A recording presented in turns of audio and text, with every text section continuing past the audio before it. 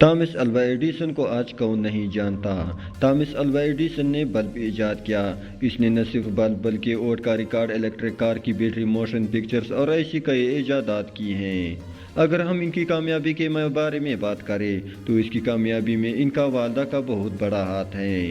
پڑھائی میں اس کی کامیابی کی وجہ کوئی اور نہیں بلکہ اس کی ماں ہے۔ جب تامس الوا ایڈیسن بچپن میں پڑھ رہا تھا تو ایک دن وہ اسکول سے گھر پہنچا اور سیدھا اپنی ماں کے پاس گیا اور اسے ایک خط دیا جو اسے اسکول کے پرنسپل نے دیا تھا۔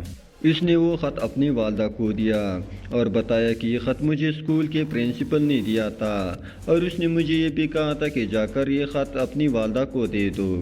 تامس الوا ایڈیسن کی والدہ نے فوراً وہ خط ایڈیسن کے ہاتھ سے لیا اور اسے پڑھنا شروع کر دیا۔ خط کو پڑھتے ہوئے اس کی آنکھیں نم ہو گئی اور اس نے ایڈیسن کو گلے لگائے۔ ایڈیسن کو نہیں معلوم کہ اس خط میں کیا لکھا تھا جس سے میری ماں کی آنکھوں میں آنسو آ گئے۔ وہ فوراً اپنی ماں سے پوچھتا ہے، ماں مجھے بتاؤ کہ اس خط میں کیا لکھا ہے۔ اس کی ماں نے خط کو کھولا اور پھر اسے بلند ترین آواز میں پڑھنا شروع کر دیا تاکہ ایڈیسن بھی سن سکے کہ خط میں کیا لکھا ہے۔ اس نے پڑھا، تامس الوا ایڈیسن ایک ذہین بچہ ہے، بہت ذہین۔ اس بچے کو پڑھانے کے لیے ہمارے اسکول میں کوئی استاد موجود نہیں ہے۔ ہم اس بچے کو اپنے اسکول میں نہیں پڑھا سکتے، اس لیے آپ خود اپنے گھر میں پڑھائیں۔ اس دن کے بعد سے ایڈیسن کو گھر میں اس کی ماں نے پڑھایا۔ ایڈیسن نے تنہائی سے مطالعہ کیا۔ کچھ عرصے کے بعد، بہت محنت کے بعد، ایڈیسن نے ایک بلب ایجاد کیا اور ایک عظیم موجد بن گیا۔ اس نے پوری دنیا میں اپنا نام روشن کیا۔ ان کی پہلی ایجاد الیکٹرک کوٹ ریکارڈ کرنے والی مشین تھی، لیکن اسے بجلی کے بلب کی وجہ سے دنیا بھر میں پہچان ملی۔ اس سب کے درمیان ایڈیسن کی ماں کا انتقال ہو گیا۔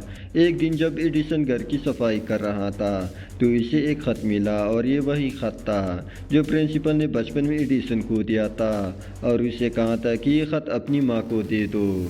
جب اس نے اس خط کو کھول کر پڑھا تو اس خط میں لکھا تھا کہ آپ کا بیٹا ذہنی طور پر کمزور ہے، وہ بہت کمزور ہیں، تو ہم آپ کے بیٹے کو اپنے اسکول میں نہیں پڑھا سکتے، آپ اسے صرف اپنے گھر پر رکھیں۔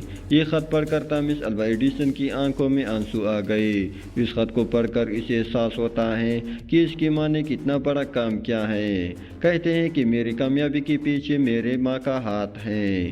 اگر اس دن اس کی ماں نے وہ خط صحیح پڑھا ہوتا تو ایڈیسن اتنا بڑا آدمی کبھی نہ بن پاتا۔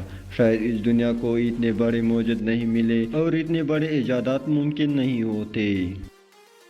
تو دوستو، اگر آپ کو ہماری آج کی ویڈیو پسند آئی ہو تو اسے اپنے دوستوں کے ساتھ شیئر کریں اور کمنٹس میں بتائیں کہ آپ کو ہماری آج کی ویڈیو کیسی لگی۔ ملتے ہیں نیکسٹ ویڈیو میں۔